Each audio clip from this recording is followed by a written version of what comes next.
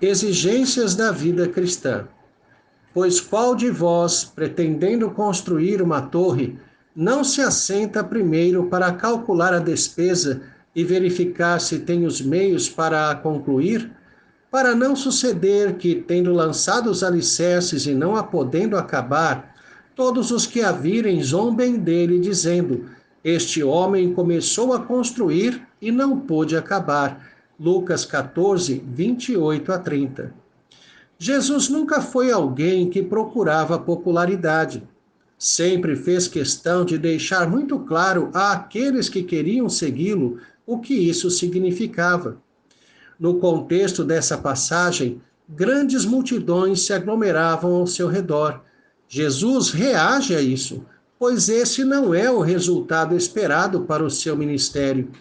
Por exemplo, ao descer do Sermão do Monte em Mateus 8:1, fez várias curas, o que atraiu muita gente.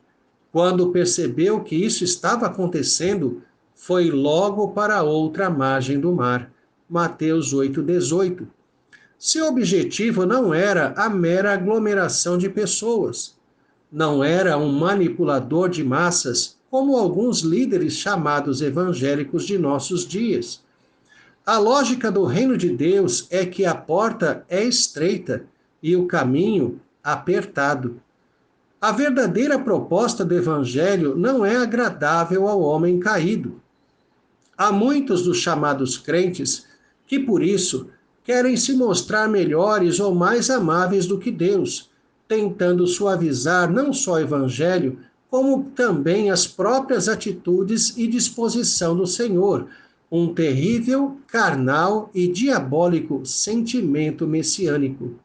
Consequentemente, os púlpitos têm sido tomados por pregações de autoajuda, que dificilmente expõem o homem ao seu próprio pecado. Omitem dos seres humanos que, em geral, o maior problema que têm são eles mesmos. O problema costumeiramente persiste, pois se consolida no coração do pecador o desenvolvimento de um método cristão de desviar a atenção da verdadeira raiz de seu problema.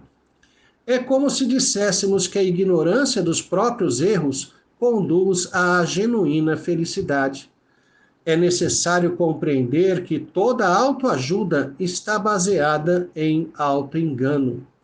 Coach cristão é a humanização de um evangelho voltado para a satisfação dos homens, não para a glória de Deus.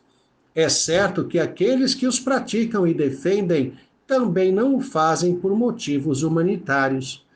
O resultado direto dessa pregação humanizada é a invasão da igreja por ímpios, que a transformarão em um clube de afinidades. Há um conjunto de verdades centrais do Evangelho que precisa ser aceito e confessado, bem como um padrão de comportamento exigido que necessita ser observado. Qualquer que não se enquadrar nisso, seu lugar é o mundo. É estranho ver crentes insistindo com pessoas que praticam a iniquidade para que permaneçam na igreja, como se elas necessária e obrigatoriamente precisassem continuar.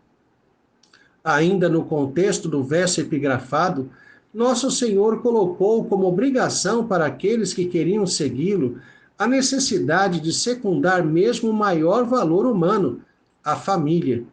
Quem coloca marido, esposa ou filhos acima, ou mesmo ao lado de Cristo, em sua escala de importância, não é digno dele. Não estava preocupado em manter pessoas ao seu redor, pois sabia que apenas a verdadeira fé é o poder que fará legitimamente isso.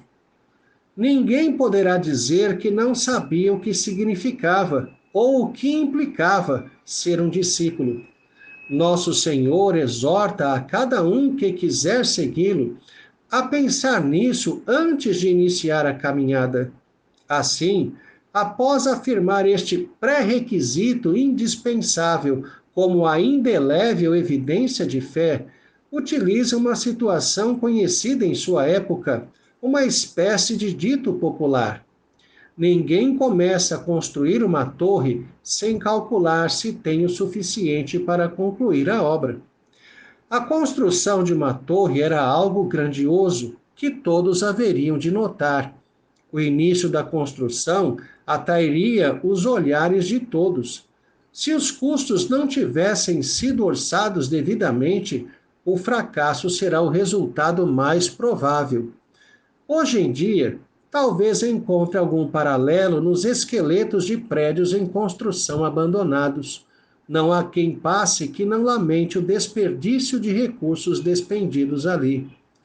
O malogro, como resultado da irresponsabilidade por não termos planejado baseado em fatos, não em sólido e real planejamento, mas em meras expectativas, é vergonha e dano. Lembro-me de um irmão querido que certa vez contou todo empolgado que havia comprado um apartamento.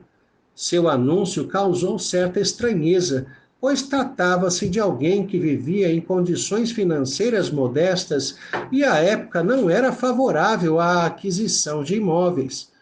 O resultado foi que, depois de alguns meses, teve que devolver o imóvel, sofrendo pesado prejuízo. A fé legítima é aquela que crê naquilo que Deus disse, isto é, nas promessas contidas nas Escrituras. Todavia, para validar desejos do coração humano, queremos usar a fé como expediente para autenticar alguns propósitos pessoais ou mesmo de igrejas que querem dar passos maiores do que as pernas. Há uma grande diferença entre perseverança e teimosia. Perseverar é insistir com aquilo que sabemos ser a vontade de Deus. Teimosia é insistir com a própria vontade. Deus nos livre de chamarmos a teimosia de perseverança, querendo impor ao Senhor a nossa vontade, espiritualizando desejos do coração. Aplicando esse conceito à proposta de discipulado, percebemos que muitos confessam a fé e se colocam na condição de discípulos por motivos diversos, meras expectativas do coração, sem considerar a disposição de viver para Deus, secundando até mesmo a própria vida. Abandonarão Cristo, apostatarão, e seu empreendimento, outrora tão propalado, agora será vergonha e fracasso. Ou então, poderá ser que terminem seus dias ainda frequentando uma igreja, o que não quer dizer que passaram a crer verdadeiramente. O crente parece confundir a graça de Deus com a completa ausência de esforço pessoal. Assim, especialmente os reformados que acentuam corretamente a graça de Deus na vida de todo convertido, tendem a acreditar que a vida cristã é de pura passividade, uma fé assistencialista, como se tudo em sua vida seja obra do Senhor. Essa é apenas parte da realidade, pois após a conversão há muito o que fazer. Certamente, o Santo Espírito de Deus agirá por nosso intermédio. O texto epigrafado está falando disso. Há uma obra a realizar. Aquele que verdadeiramente afirma a fé verdadeira deve ter ciência que inicia a obra e entra em batalha, que exigirá empenho, sua dedicação total e integral, bem como dependência de Deus. A vida na graça, portanto, não é vida inerte, sentados em uma poltrona confortável do trem da existência, vendo a vida passar, conduzida certamente pelo Senhor. As duras palavras de Jesus jamais serão vistas como pesadas ou desanimadoras para o verdadeiro crente. Aquele que tem a fé genuína perceberá, ao invés disso, grande encorajamento.